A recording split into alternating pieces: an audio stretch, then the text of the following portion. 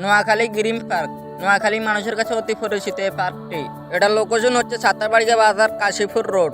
এই পার্কটি বাইরের দিকে দেখতে মনে হয় যে অনেক বড়, অনেক বিশাল। ঢুকতে আপনারা পেয়ে যাবেন হাতের ডান দিকের টিকিট কাউন্টার, যেখান থেকে জনপ্রতি টিকিট 100 টাকা করে কেটে আপনাদেরকে ভিতরে প্রবেশ করতে হবে। ভিতরে যাওয়ার আগে এখান থেকে কিছু তথ্য আপনারা দেখতে পাবেন। পার্কের ফুল বা পাতা ছিঁড়লে 100 টাকা করে জরিমানা। বাইরে খাবার নিয়ে ভিতরে প্রবেশ করা যাবে না।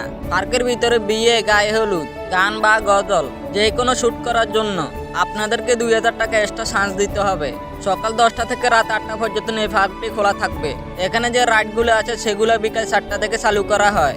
এমনিতে সকাল 10টা থেকে আপনারা পার্ক খোলা পাবেন। এই পার্কটি বাইরে থেকে দেখতে যতটা না বিশাল, ভিতরে এসে দেখি তার থেকেও বেশি বিশাল। মাত্র 50 টাকা আপনারা এখানে এসে মেট্রো রেলে উঠতে পারবেন। মেট্রো রেলে উঠার আগে সামনে যে জায়গাটা, এই জায়গাটা দেখলে আপনাদের মন ভালো হয়ে যাবে। এত সুন্দর ছিল জায়গাটা।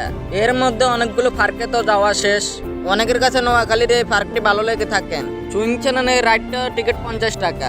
এখানে এসে আপনারা কিছুর প্রেমে পড়েন বা না পড়েন, ফুলের প্রেমে পড়ে যাবেন। চারপাশে এত সুন্দর সুন্দর ফুল, আপনি যেই দিকে তাকাবেন সেই দিকে ফুল আর ফুল।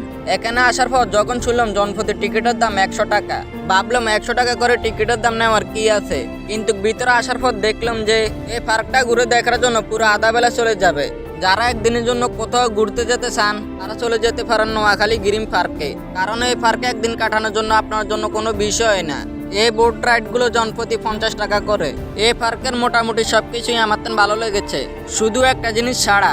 এই পার্কের মধ্যে শুধু একটাই রেস্টুরেন্ট, যেখানে দুপুরের খাবার খাওয়ার জন্য আমরা গিয়েছিলাম। কিন্তু খাবারের দাম শোনার পর ওনাদেরকে জিজ্ঞেস করলাম যে আমরা কি বাংলাদেশে আসি নাকি দেশের বাইরে চলে গেছি। যেহেতু খিদে লাগছে, খাবার খেতেই হবে।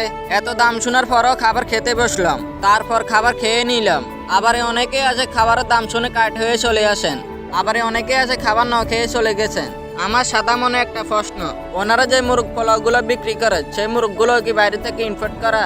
এখানে অনেক জীবজন্তু আছে যেগুলো আপনি চিড়িয়াখানাতে গেলে দেখতে পেতেন জীবিত, কিন্তু বয়ের সামনাসামনি বা কাছাকাছি যেতে পারতেন না। কিন্তু এখানে কোনো ভয়ের কারণ নেই। এখানে আপনারা ছবি তুলতে পারবেন, ভিডিও করতে পারবেন, যা খুঁজি তা করতে পারবেন। গরুর গাড়ির এই জায়গা পর্যন্ত আসা পর ভাবলাম ওইদিকে আর কোনো জায়গা নাই। পরে দিয়ে এদিকে তাকে দেখি এদিকে তো আরো বিশাল অবস্থা। ছোটখাটো লেক, ছোটখাটো ঝর্ণা, ছোটখাটো ব্রিজ, কি নেই এখানে বলেন তো? এই গ্রিন পার্কের সৌন্দর্য আমার পক্ষে বর্ণনা করা সম্ভব না। এই মনে হয় নোয়াখালীর সবচেয়ে বড় পার্ক। ওখানকার একজন কর্মচারীর কাছে যতটুকু জানলাম, বিকেল হতে হতে মানুষের ভিড় লেগে যায়। এই পার্কে যতগুলো রাইড নাই তার থেকে বেশি আসে দোকানপাট। এই দোকানগুলোতে জিনিসের দাম কেমন ঠিক করে জিজ্ঞেস করা হয়নি, কিন্তু যতটুকু দেখলাম মানুষ টুকটাক কেনাকাটা করছে এখান থেকে। পার্কে এসে আপনারা মেলার একটা ফিলও পেয়ে যাবেন। যেদিকে তাকায় শুধু সবুজ আর সবুজ, এত ভালো লাগছিল দেখতে। এখানে আপনাদের একদিন চলে যাবে শুধু ফুলের সৌন্দর্য দেখতে। এখানে আবার এই পার্কের গাছগুলোতে লেখা আছে পার্কের গাছ, পাতা, ফুল ছিঁড়া নিষেধ, ছিঁড়লে 100 টাকা জরিমানা। গাছ ফলার কারণে এই জায়গাটা দেখতে আরো বেশি সুন্দর লাগছিল। এখানে আবার জন্য আছে। একটু বিকেল হতে না হতে আবার মানুষ আসা শুরু করছে। এখানে তেমন একটা মানুষ ছিল না।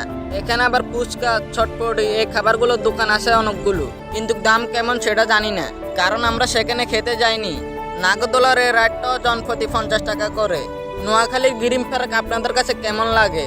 এই গ্রিন পার্কে কারা কারা এসেছেন আর কারা কারা আসতে চান কিন্তু কমেন্ট করতে ভুলবেন না।